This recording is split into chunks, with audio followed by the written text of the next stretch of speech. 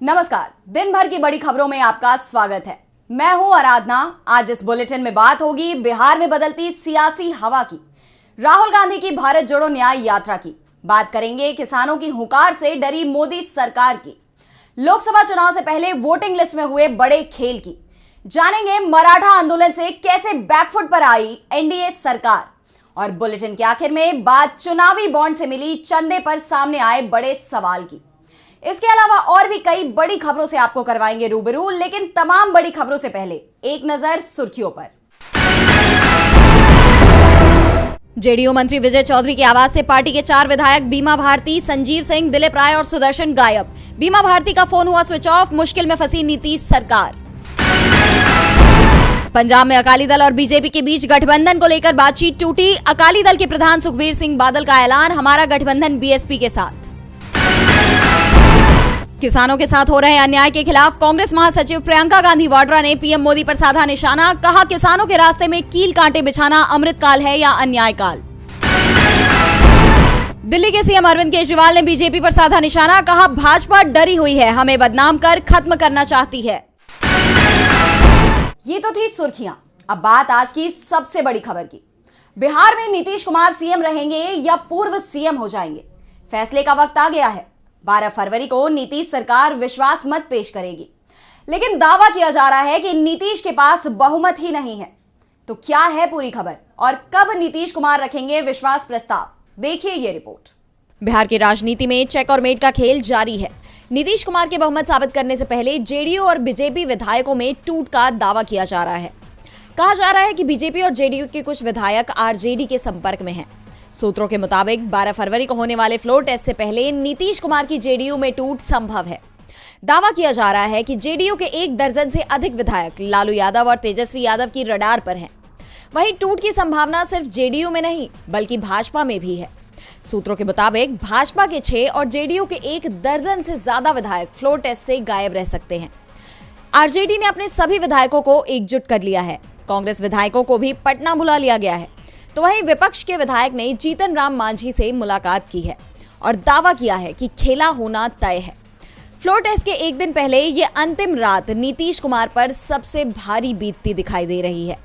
कहा जा रहा है कि सभी पार्टियां अपने अपने विधायकों पर पूरी नजर रखे हुए हैं और विधायकों को ठीक फ्लोर टेस्ट से पहले विधानसभा ले जाया जाएगा। इन तमाम खबरों के बीच सबकी निगाहें जीतन राम मांझी पर टिकी हुई हैं। जीतन राम मांझी अपनी पार्टी के 2 विधायकों को मंत्री बनाए जाने की मांग को लेकर नाराजगी जता चुके हैं।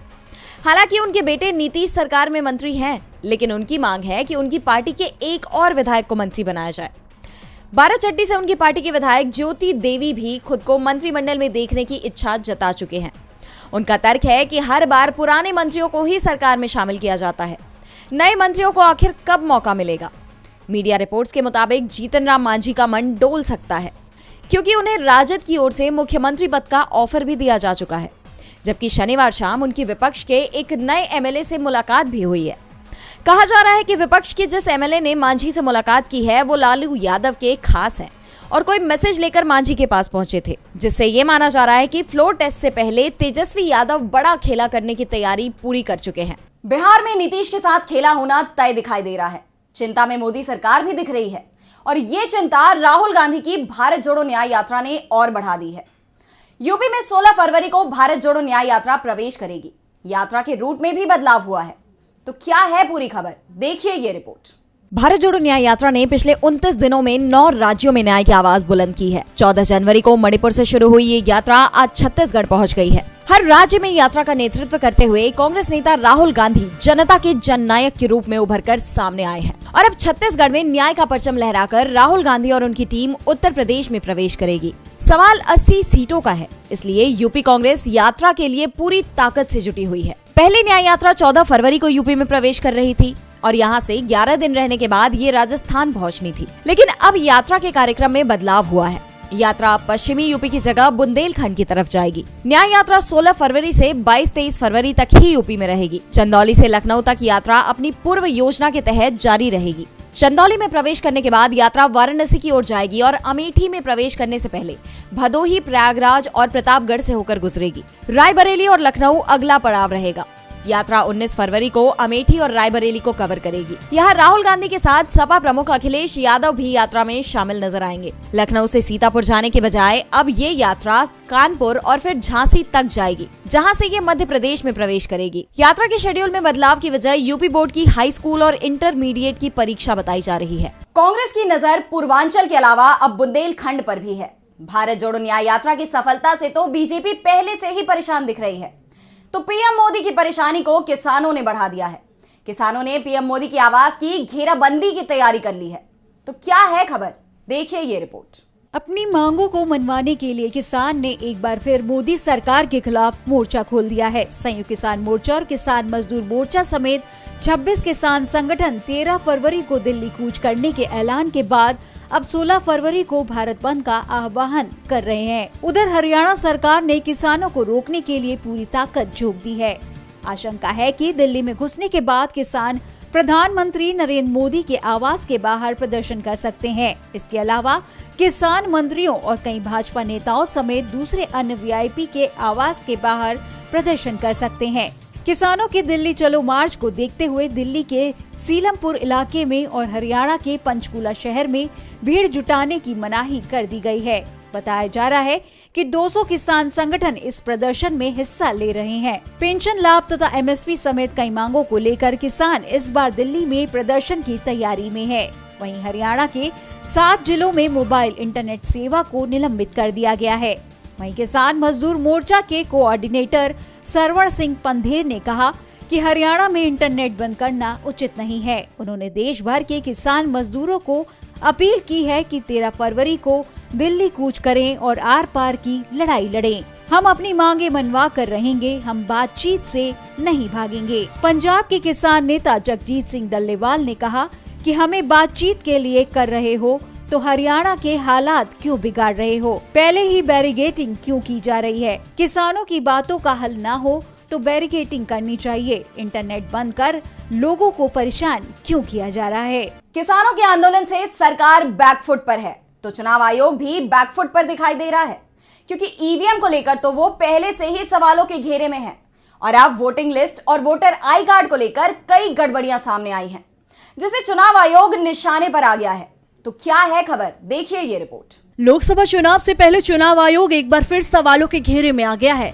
दरअसल आगामी लोकसभा चुनावों के मद्देनजर वोटर लिस्ट और पहचान पत्र जारी करने की प्रक्रिया तेज हो गई है। इसी के तहत मेघालय में भी मतदाताओं को फोटो वाले पहचान पत्र मिलने लगे हैं।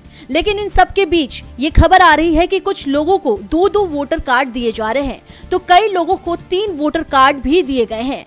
और सबसे बड़ी बात तो ये है कि आईडी कार्ड पर सीरियल नंबर भी अलग अलग है, जिससे चुनाव आयोग सवालों के घेरे में आ गया है। 25 जनवरी को राष्ट्रीय मतदाता दिवस से ही बीएलओ के माध्यम से मतदाता कार्ड जारी किए जा रहे हैं, तो वहीं गुरुवार को दूसरे निर्वाचन क्षेत्र के एक अन्य बीएलओ को एक ही मतदाता का ईपीआईसी मिला, लेकिन 2 अलग अलग नंबरों के साथ। यानी जहां पहले 8 अक्षर समान है, वहीं अंतिम 2 अलग अलग हैं। जब उससे पूछा गया कि सही नामांकन संख्या कौन सी है, तो बीएलओ ने जवाब दिया कि मैं सच में इसका जवाब नहीं दे सकता, इसका जवाब केवल वरिष्ठ अधिकारी ही दे सकते हैं। अब इसी मामले पर शिलांग के सांसद और मेघालय प्रदेश कांग्रेस कमेटी के अध्यक्ष विशेंट एच पाला ने कहा, मैं इस जानकारी से हैरान और चिंतित हूँ।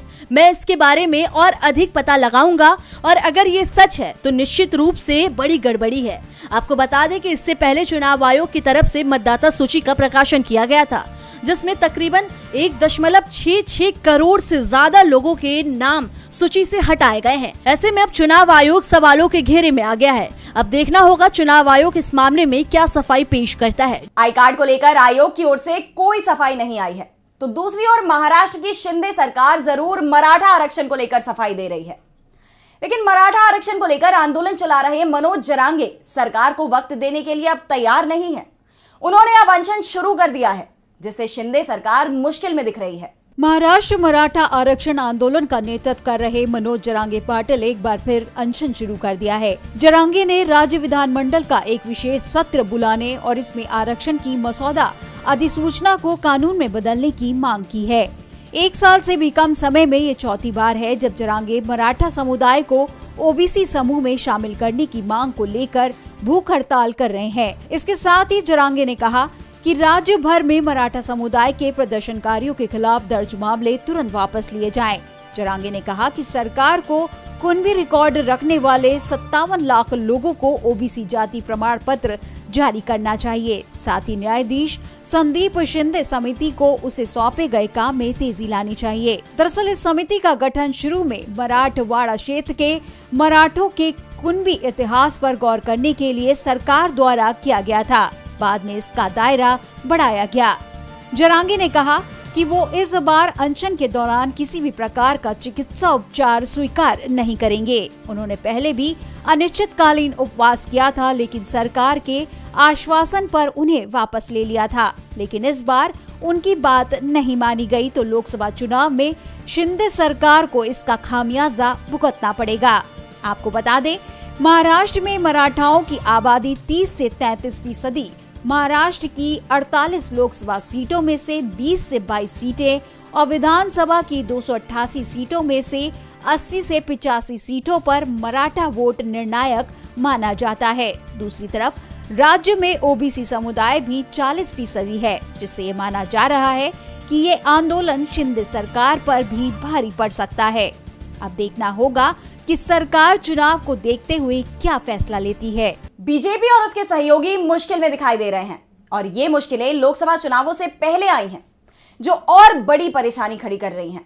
दूसरी तरफ भारत के पड़ोसी देश पाकिस्तान में भी हाल ही में चुनाव हुए हैं, लेकिन चुनाव परिणाम के बाद भी वहां सरकार को लेकर पेच फंसा हुआ है। तो क्या परिणाम आए हैं पाकिस्तान में और किसकी बनती दिख रही है सरकार? देखिए ये रिपोर्ट। पाकिस्तान में चुनाव के 3 दिन बाद परिणाम आखिरकार सामने आ गए हैं, लेकिन सरकार बनाने को लेकर तस्वीर अभी भी साफ नहीं हुई है। पूरे पाकिस्तान में विरोध प्रदर्शन हो रहे हैं। जेल में बंद इमरान खान की पार्टी पीटीआई और बिलावल भुट्टो की पीपीपी ने कई स्थानों पर धांधली के आरोप लगाए हैं। चुनाव परिणाम घोषित करने के बाद अब चुनाव आयोग कई जगह पर फिर से चुनाव कराने की तैयारी भी कर रहा है। अंतिम चुनाव परिणामों में पीटीआई को 93, पीएमएलएन को 78, पीपीपी को 54 सीटों पर जीत मिली है। इस बीच पीटीआई ने कहा कि वो सबसे बड़ी पार्टी है और सरकार बनाने का दावा पेश करेगी। तो दूसरी ओर नवाज शरीफ की तरफ से भी सरकार गठबंधन का दावा किया जा रहा है। पीएमएलएन का दावा है कि करीब 40 निर्दलीय विधायक उनके संपर्क में हैं, जिनमें से कई इमरान समर्थक भी हैं। सेना भी नवाज को ही पीएम पद पर देखना चाहती है और इस बीच एमक्यूएम का भी समर्थन नवाज को मिलता दिखाई दे रहा है। चुनावों में एमक्यूएम ने 17 सीटें हासिल की हैं। नवाज बिना पीपीपी के सहयोग के सरकार बनाने की कोशिश में है। नवाज समर्थकों का दावा है कि जल्द ही उनकी पार्टी बहुमत का आंकड़ा जो 134 है उसे पार कर जाएगी। तो दूसरी तरफ पीटीआई चेयरमैन गौहर खान ने पाकिस्तान के army chief general Asim Munir से मांग की है कि वो इमरान समेत पीटीआई के राजनीतिक कैदियों को रिहा करे। उन्होंने आर्मी चीफ के बयान को कोट करते हुए कहा कि आर्मी चीफ ने राजनीतिक स्थिरता की बात कही है और इसके लिए जरूरी है राजनीतिक कैदियों को भी रिहा किया जाए। पीटीआई को मिले जनादेश का सम्मान किया जाना जरूरी है। फिलहाल पाकिस्तान में सरकार की तस्वीर साफ होने में अभी कुछ दिन और लग सकते हैं। और बुलेटिन के आखिर में बात चुनावी चंदे की। लोकसभा चुनाव से पहले राष्ट्रीय पार्टियों को भर भर के चंदा मिल रहा है। बीजेपी को पिछले 1 साल में करीब 1300 करोड़ रुपए मिले हैं। ये कांग्रेस की तुलना में 7 गुना अधिक है। तो क्या है पूरी खबर, देखते हैं इस रिपोर्ट में। बीजेपी को इलेक्टोरल बॉन्ड के जरिए 2022 और 23 में कुल 1300 करोड़ रुपए की फंडिंग मिली है, जबकि इन्हीं बॉन्ड के जरिए कांग्रेस को महज 171 करोड़ रुपए का फंड मिला है। ये जानकारी चुनाव आयोग ने शेयर की है। भाजपा की एनुअल ऑडिट रिपोर्ट चुनाव आयोग को भेजी गई थी। इसके मुताबिक 2021 और 22 में बीजेपी की कुल इनकम 1917 करोड़ से बढ़कर 2022 और 23 में 2361 करोड़ हो गई है। साल 2022 और 23 में चुनावी बॉन्ड्स के जरिए भाजपा को 1249 करोड़ रुपए मिले हैं। वहीं कांग्रेस की बात करें तो पार्टी को साल 2022 और 23 में 171 करोड़ रुपए चंदा के रूप में मिले हैं। देश के कारोबारी बीजेपी को भर भर कर पैसे दे रहे हैं। चुनाव आयोग को सौंपी गई पार्टी की वार्षिक ऑडिट रिपोर्ट के अनुसार वित्तीय वर्ष 2022 और 23 में बीजेपी को कुल 2120 करोड़ रुपए प्राप्त हुए हैं, जिसमें से चुनावी बॉन्ड से 61% पैसे मिले हैं, जो 1249 करोड़ रुपए हैं। ये पैसे कांग्रेस की तुलना में 7 गुना अधिक है। आपको बता दें कि साल 2017 के बजट में तत्कालीन वित्त मंत्री अरुण जेटली ने चुनावी या इलेक्टोरल बॉन्ड स्कीम को पेश किया था। 29 जनवरी 2018 को केंद्र सरकार ने इसे नोटिफाई किया। ये एक तरह का प्रॉमिसरी नोट होता है जिसे बैंक नोट भी कहते हैं। इसे कोई भी भारतीय नागरिक या कंपनी खरीद सकती है। अगर आप इसे खरीदना चाहते हैं तो आपको ये स्टेट बैंक ऑफ इंडिया की किसी भी चुनी हुई ब्रांच में मिल जाएगी। इसे खरीदने वाला इस बॉन्ड को अपनी पसंद की पार्टी को डोनेट कर सकता है, बस वो पार्टी इसके लिए एलिजिबल होनी चाहिए। वैसे आपको बता दें कि इलेक्टोरल बॉन्ड सवालों में है। मामला सुप्रीम कोर्ट में है। 2 नवंबर को सुप्रीम कोर्ट में इस पर सुनवाई पूरी हो चुकी है और फैसला सुरक्षित रखा गया है। तो आज के इस बुलेटिन में इतना ही। देखते रहिए DB लाइव। नमस्कार।